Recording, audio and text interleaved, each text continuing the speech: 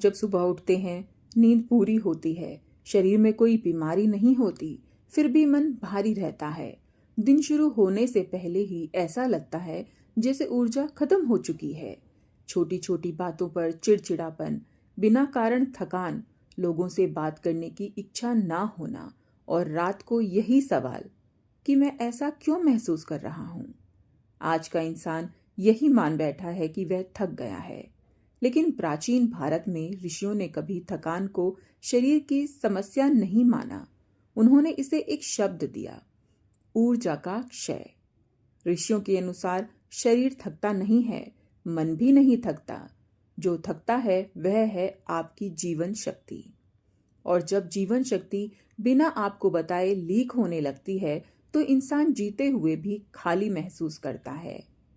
आज की दुनिया आपको सिखाती है कि थकान का इलाज आराम है, कॉफी है, नींद है, मोबाइल स्क्रॉल करना है। लेकिन आपने खुद देखा है, इनमें से कुछ भी आपको सच में तरोताजा नहीं करता। क्यों? क्योंकि समस्या वहां है ही नहीं जहां आप समाधान ढूंढ रहे हैं। प्राचीन ग्रंथों में एक सीधी बात कही गई है, जिसकी ऊर्जा बिखर जाती है उसका जीवन अव्यवस्थित हो जाता है। आज आपकी ऊर्जा क्यों लीक हो रही है, यह समझने के लिए हमें सबसे पहले एक भ्रम तोड़ना होगा। भ्रम, मैं मानसिक रूप से थक गया हूं। यह वाक्य आज हर दूसरा इंसान बोल रहा है, लेकिन ऋषियों ने मन को कभी स्वतंत्र सत्ता नहीं माना। उनके अनुसार मन केवल ऊर्जा की स्थिति का प्रतिबिंब है। अगर ऊर्जा स्थिर है, मन शांत है। अगर ऊर्जा बिखरी है, मन अशांत है। इसका मतलब यह हुआ कि आप मन से नहीं, ऊर्जा से हार रहे हैं। आज आपकी ऊर्जा 3 जगहों से सबसे ज्यादा लीक हो रही है। पहली जगह, लगातार सोच। आप सोचते हैं कि सोचना स्वाभाविक है, लेकिन ऋषियों ने इसे बताया, अनावश्यक सोच ऊर्जा की सबसे बड़ी चोरी है। हर अधूरी चिंता, हर बीती बात की पुनरावृत्ति, हर भविष्य की आशंका आपकी शक्ति को धीरे धीरे बाहर बहा देती है। आपने कभी ध्यान दिया है कि ज्यादा सोचने के बाद शरीर थका हुआ लगता है? यह शारीरिक श्रम नहीं है, यह ऊर्जा का क्षय है। दूसरी जगह, भावनात्मक उलझाव। जहां आप जरूरत से ज्यादा जुड़ जाते हैं, वहां आपकी शक्ति बंध जाती है। लोगों की बातें, उनकी उम्मीदें, उनकी नाराजगी, उनका व्यवहार, सब कुछ आप अपने भीतर ढोते रहते हैं। ऋषियों ने इसे ऊर्जा का पराधीन होना कहा। जब आपकी शक्ति दूसरों की प्रतिक्रियाओं पर निर्भर हो जाए तो वह आपके नियंत्रण में नहीं रहती। तीसरी जगह, असंतुलित श्वास। यह सबसे गहरा और सबसे अनदेखा कारण है। आज इंसान सांस लेता है, लेकिन सांस में रहता नहीं है। तेज, उथली, बिखरी हुई श्वास ऊर्जा को स्थिर नहीं होने देती। प्राचीन भारत में श्वास को केवल हवा नहीं माना गया, उसे प्राण कहा गया, और प्राण का असंतुलन ही जीवन का असंतुलन है। यहीं से एक महत्वपूर्ण बात सामने आती है। आप थके नहीं हैं, आपकी ऊर्जा स्थिर नहीं रह पा रही है। और जब ऊर्जा स्थिर नहीं होती तो मन उसे संभाल नहीं पाता। आज लोग ध्यान करने की कोशिश करते हैं, लेकिन ध्यान काम नहीं करता, क्योंकि ध्यान मन का नहीं, ऊर्जा का विषय है। ऋषियों ने कभी नहीं कहा मन को शांत करो, उन्होंने कहा ऊर्जा को स्थिर होने दो, मन अपने आप शांत हो जाएगा। आज आप जिस बेचैनी को सामान्य मान चुके हैं, वास्तव में वे चेतावनी है। आपकी शक्ति आपको बता रही है कि वह गलत जगह खर्च हो रही है। और जब शक्ति गलत जगह खर्च होती है तो जीवन में काम करते हुए भी थकान, लोगों के बीच रहते हुए भी अकेलापन, और सब कुछ होते हुए भी खालीपन आ जाता है। यह कोई आध्यात्मिक बात नहीं है, यह जीवन की बुनियादी प्रक्रिया है। अब सवाल यह नहीं है कि मैं थक क्यों गया हूं। असल सवाल यह है, मेरी ऊर्जा कहां कहां से बह रही है। अब तक आपने यह समझ लिया है कि समस्या थकान नहीं है, समस्या है ऊर्जा का बिखर जाना। लेकिन यहाँ एक बहुत बड़ा भ्रम और टूटना है। अधिकतर लोग सोचते हैं कि अगर ऊर्जा लीक हो रही है तो इसे कैसे रोकना है। ऋषियों ने कभी ऊर्जा को रोकने की बात नहीं की। उन्होंने कहा, ऊर्जा को वापस बुलाओ, क्योंकि जो चीज स्वाभाविक रूप से बहती है उसे जबरदस्ती रोका नहीं जाता, उसे सही दिशा दी जाती है। यही कारण है कि आज के समय में लोग ध्यान, मंत्र, योग सब कुछ करते हैं, फिर भी भीतर स्थिर नहीं रहते, क्योंकि वह कोशिश करते हैं ऊर्जा को कंट्रोल करने की, जबकि असली प्रक्रिया है ऊर्जा के साथ संबंध सुधारने की। पहला सिद्धांत, ऊर्जा ध्यान से नहीं जागरूकता से लौटती है। ऋषियों ने कभी नहीं कहा कि दिन में 1 घंटा बैठकर ध्यान करो और बाकी समय जैसे चाहे वैसे जियो। उन्होंने कहा, जिस क्षण तुम अनजान हो उसी क्षण तुम्हारी शक्ति बह रही है। आप दिन में कितनी बार बिना कारण मोबाइल उठाते हैं, कितनी बार किसी पुरानी बात को दोहराते हैं, कितनी बार भविष्य की चिंता में खो जाते हैं।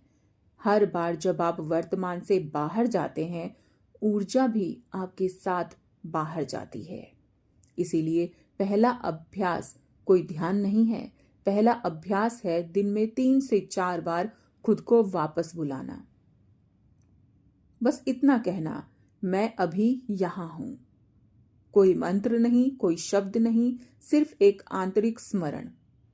यह छोटा सा अभ्यास ऊर्जा के रिसाव को धीमा कर देता है। दूसरा सिद्धांत, श्वास को ठीक किए बिना कुछ भी स्थिर नहीं होता। यहां एक बहुत गहरी बात समझनी होगी। आप जैसा सोचते हैं, आप वैसी सांस लेते हैं, और आप जैसी सांस लेते हैं, ऊर्जा वैसी ही बहती है। आज अधिकतर लोग सांस छोटी, तेज और अधूरी लेते हैं। यह शरीर को तो हवा देती है, लेकिन शक्ति को स्थिर नहीं करती। ऋषियों ने कहा, जहां श्वास भटकी हुई है वहां चेतना भटकी हुई रहती है। इसलिए कोई बाहरी प्राणायाम नहीं, कोई गिनती नहीं, सिर्फ यह देखना है दिन में कुछ पल, क्या आपकी सांस गहरी होकर पेट तक जा रही है? अगर नहीं तो आपकी ऊर्जा ऊपर अटकी हुई है और वहीं से बेचैनी पैदा होती है। दिन में केवल 5 बार सचेत रूप से लंबी सांस लेना ऊर्जा को नीचे स्थिर करना शुरू कर देता है। यही वह जगह है जहां प्राचीन ज्ञान आधुनिक तनाव को छूता है। तीसरा सिद्धांत, हर भावना पर प्रतिक्रिया देना ऊर्जा की सबसे बड़ी चोरी है। आज इंसान सोचता है कि हर भावना पर प्रतिक्रिया देना ईमानदारी है। ऋषियों ने इसे अवचेतना कहा। जब कोई कुछ कहे और आप तुरंत भीतर हिल जाएं, तो आपकी शक्ति बाहर चली जाती है। शक्ति उस क्षण लौटती है जब आप प्रतिक्रिया से पहले एक क्षण का अंतर बना लेते हैं। वह एक क्षण ऊर्जा की वापसी का द्वार है। आपको चुप नहीं रहना है, आपको दबाना नहीं है, बस तुरंत बह नहीं जाना है। यह अभ्यास धीरे धीरे आपको भीतर से मजबूत बनाता है। चौथा सिद्धांत, मौन कोई साधना नहीं, यह ऊर्जा की मरम्मत है। आज मौन को बहुत आध्यात्मिक बना दिया गया है। ऋषियों के लिए मौन कोई साधना नहीं था। मौन वह अवस्था है जहां ऊर्जा खुद को फिर से जोड़ती है। दिन में 10 मिनट बिना मोबाइल, बिना संगीत, बिना बातचीत, सिर्फ बैठना, यह कोई ध्यान नहीं है, यह ऊर्जा की सिलाई है। जो दिन में थोड़ा मौन नहीं जीता, वह रात में गहरी नींद भी नहीं जी पाता।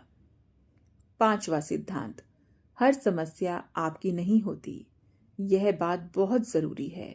आज लोग हर चीज अपने ऊपर ले लेते हैं। दूसरों का दर्द, दूसरों की नाराजगी, दूसरों की अपेक्षाएं। ऋषियों ने कहा, जो तुम्हारा नहीं है उसे ढोना भी हिंसा है। ऊर्जा तभी लौटती है जब आप यह पहचान लेते हैं कि क्या आपका है और क्या नहीं।